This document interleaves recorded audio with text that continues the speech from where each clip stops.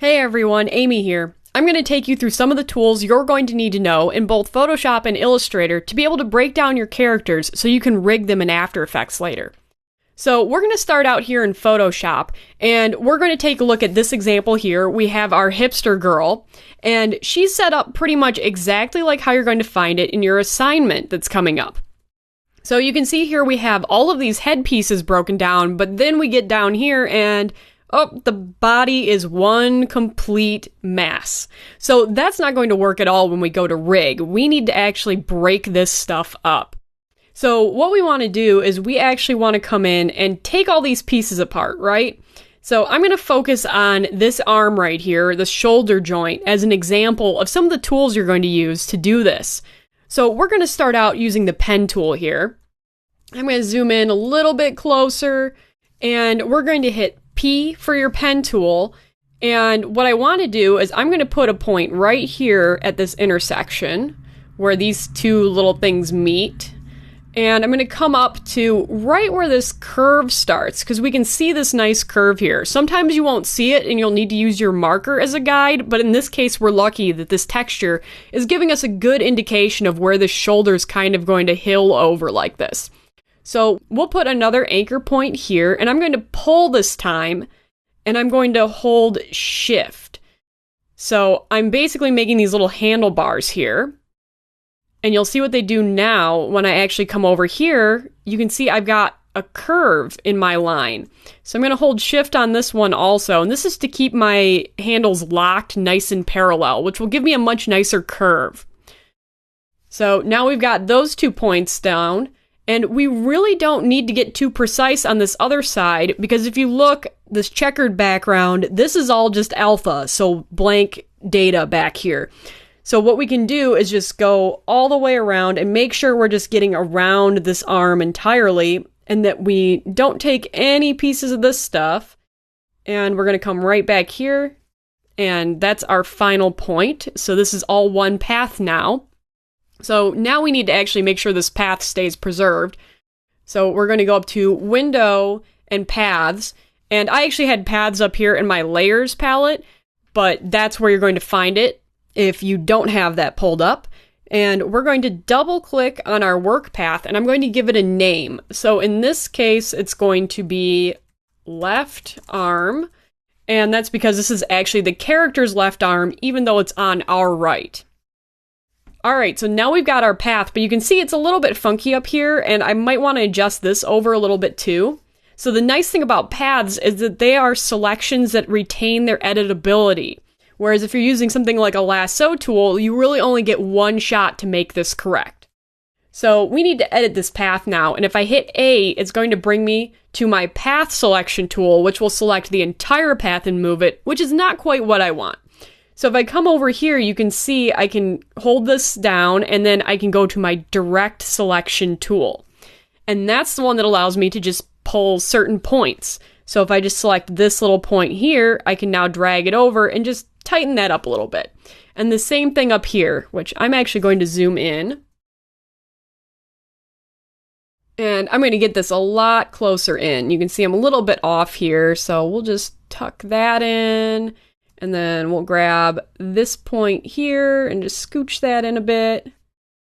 And same thing with this. And then we'll just hold shift and pull our little handlebar down a bit.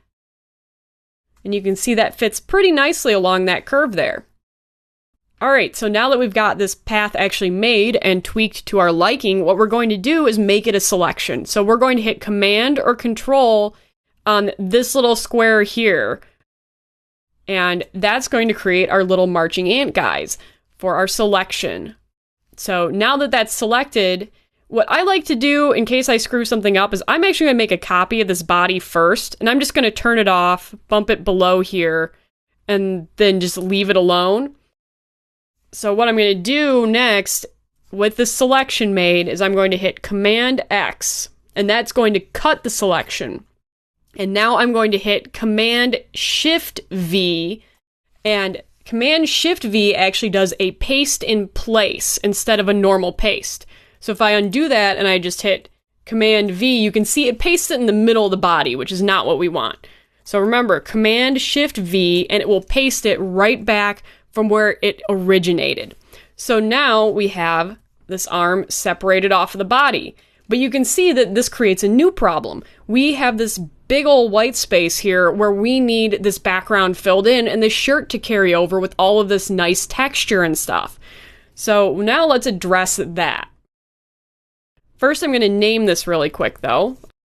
Okay, so let's tackle getting this filled in the background here. So in this case, I just need my arm pretty much as a guide. So I'm going to just turn the opacity down a bit. I'm going to turn it way down, actually. And I just kind of have to make a good, educated guess as to how this would actually look beneath here. So we're going to use our artistic judgment here, and we'll create a new layer.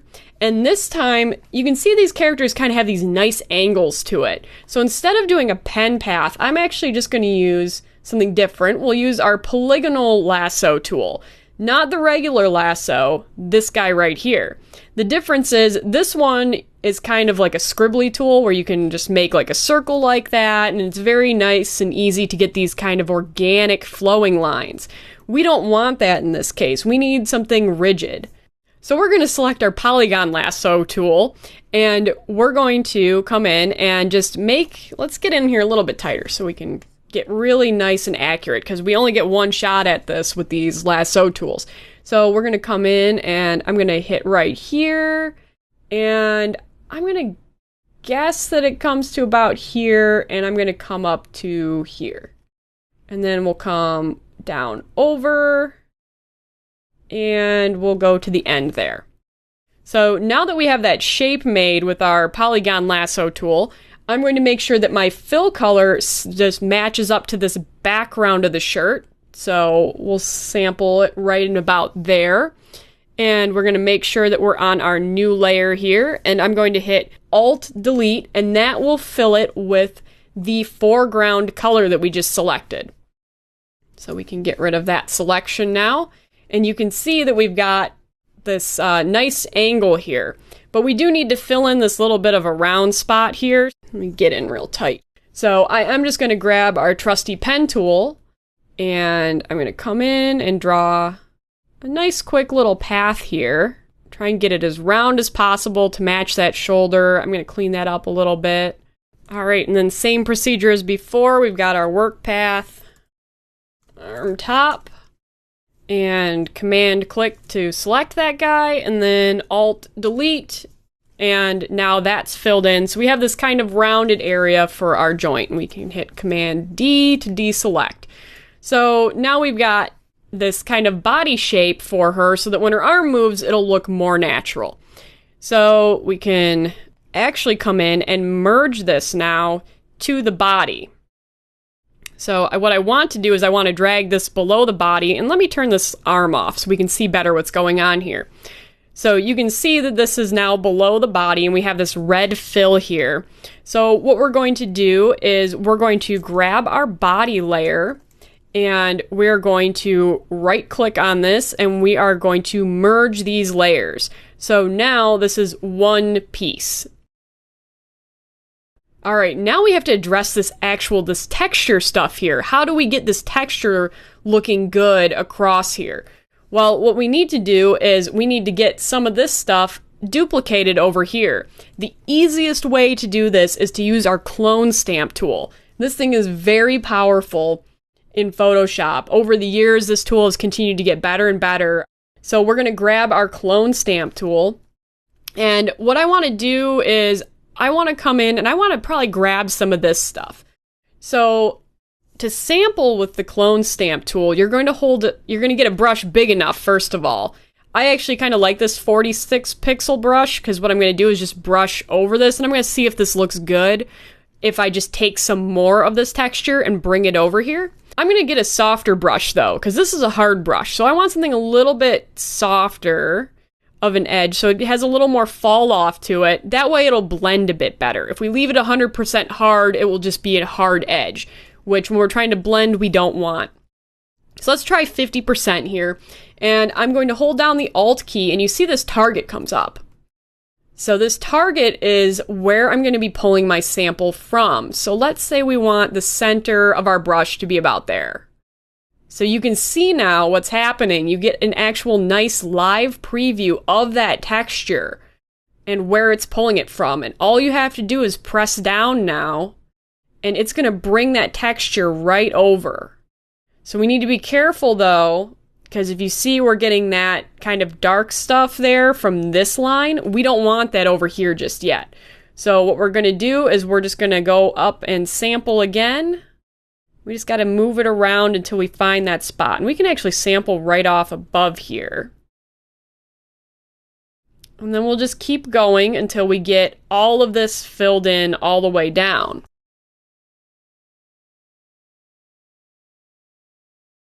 So you can see we're getting a little close to this edge here, and our brush is going to overflow, but we still want to maintain that brush size. So what we can do is come over to our body here and hit Command and click on it, and that will actually create a selection on our body. And even though it's previewing over the edge, if you watch here, as I click down, you can see that we're not getting any paint over that edge. So that's all you need to do to keep your edge looking nice and clean. I'm going to come back and kind of touch up some of this stuff that might look a little bit, you know, like there's some lines here and things like that, and get that looking nice too.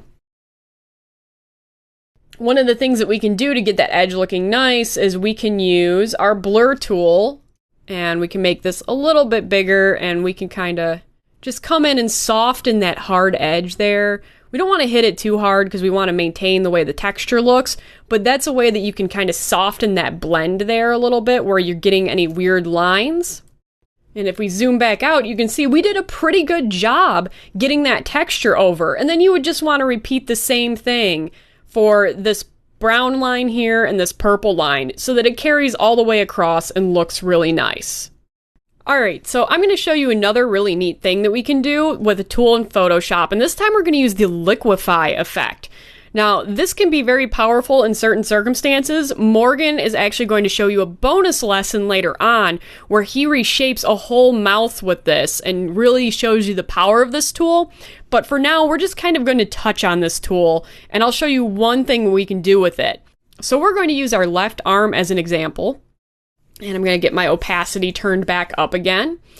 And what I'm going to do is I'm going to make sure that I'm selected on my arm, and I'm going to go up to Filter, and we're going to go to Liquefy. So it's going to bring up this separate dialog box, and let's zoom in a bit. And you can see here that I have this mesh turned on. You can find this under advanced mode. So if you want your mesh on, you're going to hit that, and you're going to go to show mesh. You don't necessarily need this on, but it's kind of a nice guide to see what's going on with what you're doing here to make sure things aren't getting too distorted. And you'll see what I mean in a moment. I'm actually going to uncheck this advanced mode so you don't need to look at all those crazy switches and buttons. So we need to make sure that our brush encompasses this whole arm because our creative director has just informed us that she should have one longer arm and one slightly shorter arm just to make her a little bit more quirky. So what we're going to do is actually lengthen this arm using our liquefy effect. So let's make sure that our brush is nice and big and just kind of fills this whole area here. And I'm using my stylus pressure. If you don't have a stylus, you're not going to have to worry about this. It'll still function pretty much the same. And what you're going to do is you're just going to click in somewhere in the middle here and drag down. And you can see that I'm able to move the entirety of the arm. You gotta be a little bit careful here not to move too much side to side. But you can see that I'm really getting in here and just like being able to pull this down without too much distortion. There's a little bit here, but we can correct that now. Now, if you totally screw this up, all you have to do is hit this Restore All button, and that will undo your entire mesh distortion here. So if we need to like touch this up a bit and pull things back, we can just make our brush smaller, maybe not that small, maybe a little bigger. And then I can kind of come in and just like touch stuff up. We can pull at the cuff a little, maybe bring that back up again. You just need to be a little bit careful with how you're moving it so that you don't distort it too much. But sometimes you do want a lot of distortion. Just depends on what you're doing with this particular tool. So let's say that we are liking this and we'll hit OK. And you can see her arm just jumped down there and she has a slightly longer arm. We would probably want to come and make her fingers a little bit longer to reflect this hand, or maybe duplicate this hand over again. You know, maybe do a little bit to clean up the cuff. But for getting this texture to stretch out, that's a really good, quick way to be able to do that. So now we've hit all the bases of the tools in Photoshop that you're going to be needing. There may be some others, but these are just some of the ones that are big tools that you'll need to separate out your character. So now that we've done Photoshop, let's jump over to Illustrator and check out some of the things you're going to need to know over there.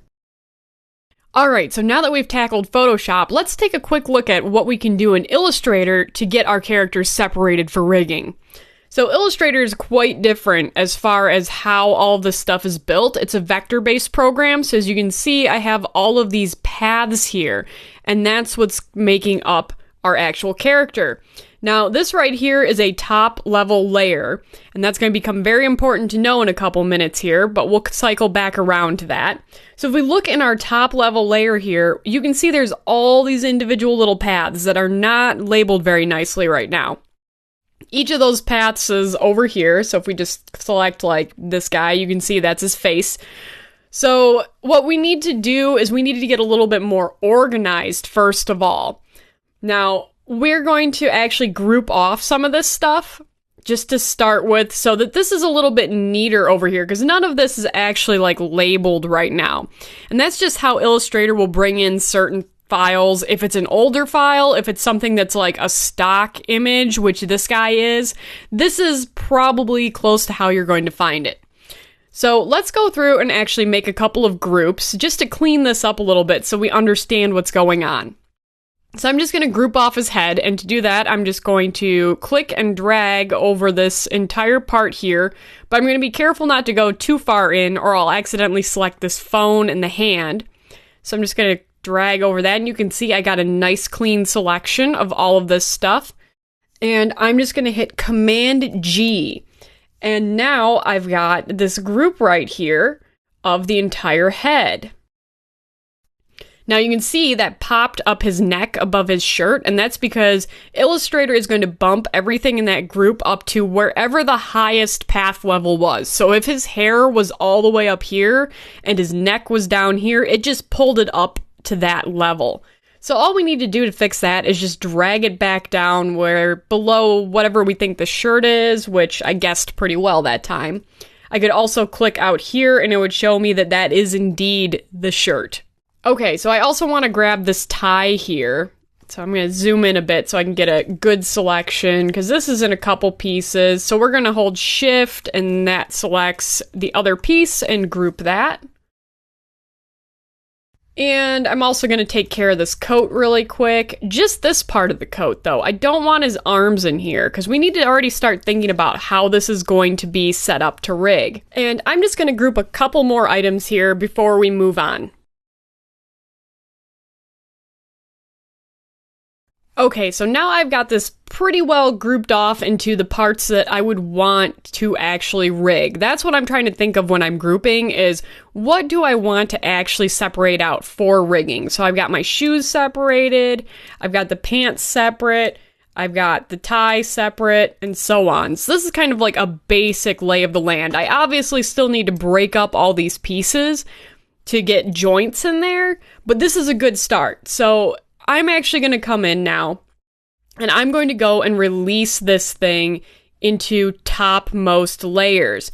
Now, to do that, I'm going to make sure nothing's selected. I'm just going to grab this top layer here, and I'm going to come over here, and I'm going to select Release to Layers Sequence. And you can see what it did there is that it separated all these into their own independent layers. You can tell it's a layer because it has this little color bar next to it. So what we want to do is they're still nested under this original. So After Effects will still read that as only this layer coming in. So to fix that, we just need to come in and grab this, hold Shift, come all the way down to layer 15, And then I'm going to just click and drag them out of that topmost layer. So now this original layer is completely empty. I can get rid of it, and all of these are on their own independent layers. So I can actually go in and rename these now. To rename something, you just double click on the actual name and then type it in. It's that easy. Now, if I had something that went into a layer that I didn't necessarily want to be on its own independent layer, like if I want this to be back into the suit coat, all I need to do is grab it and drag it in there, and now it's part of that suit coat, and I can delete this layer.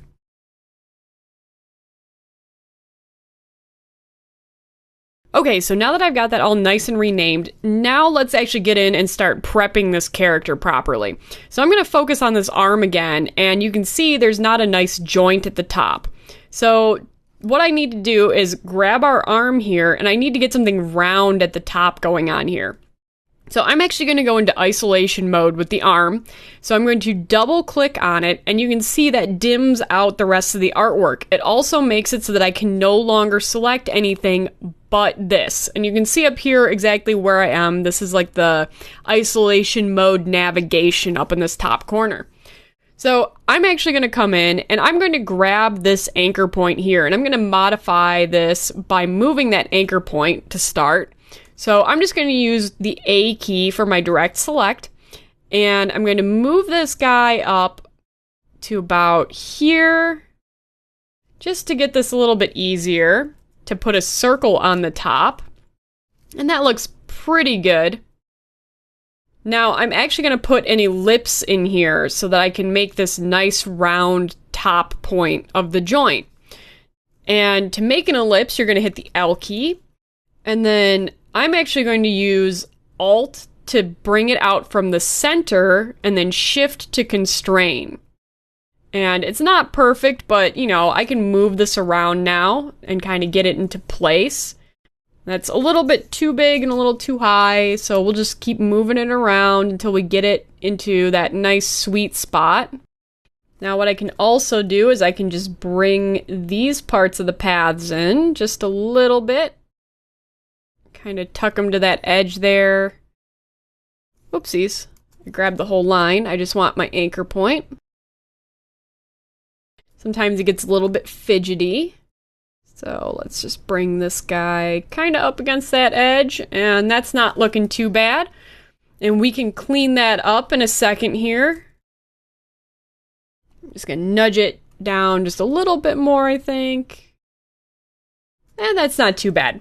All right. So now what we want to do is we want to actually combine this arm into one shape with this ellipse. Now what we can do to combine it is we can use this really cool tool called the Shape Builder. To use Shape Builder, we're actually going to select both this ellipse and the other shape. So we're going to use our Shift key to select those both, and we're going to come over to this tool right here, the Shape Builder. Now Shape Builder is cool because all we need to do is click and drag across all the shapes that we want to combine and then release. And it's made one nice shape for us. So now if I don't like this anchor point right here anymore, I can come in and hit P, and if I hover over that, you can see the minus sign on that anchor point, and I'm just going to click that, and it's now gone. And we have a nice straight line that leads up into this top part. Same thing over here. I want to get rid of this one. Let's see if I can actually snag that. And it looks like I had a little bit of a leftover path over here, which I did when it combined the shapes, so I'm just going to delete that. And now you can see I have my nice round shape here. Oh, I got a little bit of a knot in there. You have to be careful a little bit sometimes with these tools. They'll get a little bit finicky, so I don't need that path either. That was a spare. So we will delete that. Alright, so now we actually have this nice and cleaned up. And if we need to adjust something to make that a little bit nicer of a line, we can. And that is how you're going to combine a shape to get a round top. Or at least that's one way that you can do it. There are many other ways that you can do this, but this is just one way to achieve this effect. And it's a pretty easy way, actually. It's quite efficient to do it that way. So the next thing we need to do is we actually need to cut this arm in half because we need another round joint down here. So one way to do this is to actually take our pen tool and we're going to draw a big box around this area. So I'm going to go right through that intersection there and I'm going to come up. Okay, so we've drawn our box over half of the shape that we want to divide in half. So now let's actually go in and divide this. And to do that, we're going to use a tool called the Pathfinder. I already have Pathfinder pulled up, but if you don't, you're going to go up to Window and then Pathfinder. And that's how you pull that up. So we want to select our two shapes that we want to divide, which would be the big box and then this guy. So we'll select both of those. And then we're going to come up and we're going to select divide. You can figure out which ones they are just by hovering. Divide is the one we want, so we're going to hit that. And you can see it's created a group. And if we look in that group, we can see 3 separate paths now. So you can see there's a line through that one, and that's what we want to happen. So now I can get rid of this path that we made that was just an exclusion box. So we're just going to grab this and dump it into our trash, and my Illustrator is not updating for some reason, so I'm just going to get out of isolation mode really quick. And you can see now that I've gotten out of isolation mode, our path is updated, and this was just a little bit of a bug that was going on in Illustrator at the time of this recording, so it may or may not happen to you. Just be aware that's how you fix it, is just by getting out of isolation mode. And you can see that we've got our nice divided arm here, and we actually don't need to leave this in a group, so if you need to ungroup something, it is Command-Shift-G, and that will ungroup it. And then obviously you would want to make a new layer to put your lower arm onto because you're going to joint this. So you can create a new layer just by hitting this button here, and then you just grab your path and drag it into place, and then appropriately name it. So the last thing that I'm going to show you really quick is how you're going to duplicate a shape if you needed, say, to get rid of this arm, for example, and put in an arm that looks very similar to the one on the other side of his body. So to do that, the easiest way is actually to grab these and make them back into a group. Now, what you want to do to duplicate it, here's a quick way to duplicate something. You just hold down the Alt key with it selected, and you're going to hit one of the arrow keys. Either the down, up, left, right, doesn't matter, and you're just going to hit that. And you're not going to really see anything, but if you look underneath your layers, here's a group. So I'll undo that really quick. Hold Alt, pop it over, and you've got yourself an exact duplicate of that other arm, which is very handy. So now what we can do is actually go in and reflect this arm. So we're going to right click on it, and you're going to go to transform, and you can hit reflect. And that'll bring up this dialog box, and you can preview your reflection just so you know what something's going to look like, and then hit OK if you're satisfied with that. Another way that we can do this is actually to just go straight to that reflection dialog box, where you right click and go to transform and reflect, and you can see we actually have an option to copy this right here. So you can just hit copy, and now you have an exact duplicate of that arm once again. So those are just some things to get you started in Illustrator and Photoshop on breaking up your different characters to be rigged in After Effects. There's a ton of different ways that you can do this, so these tools were just meant to get you started. Go ahead and have fun, experiment, see what you can come up with to get your character broken up. Have fun with that assignment.